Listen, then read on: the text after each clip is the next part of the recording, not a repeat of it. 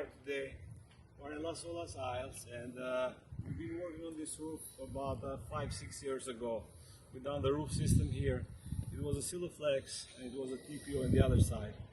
The owner decided to build a little new wall, put the railing so they could use the space for a roof deck to enjoy the view, of course. Now what happened, they complained about the leaks, and we came here, we checked. We removed the cover. Let me show you this. We removed the cover that came with the railing.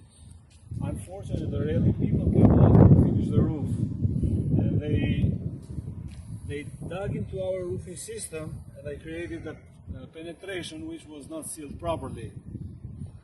Another problem is that penetration was covered by the cap. You see this cap here? They covered so you cannot really see, but water gets in there. After a careful inspection, we also figure out that there is water. For example, we cleaned this up before, we dried it in, and there is still water coming, and we're trying to figure out how. Because it's a tube aluminum, empty inside. When it rains, water gets inside from the cracks from the top. This tube is full of water. You dry, the water is still gonna come up.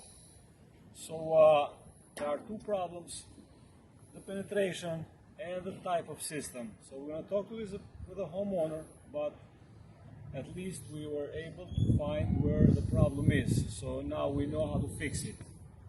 So until next time, Planet Roofing, John and Miller here. Thank you.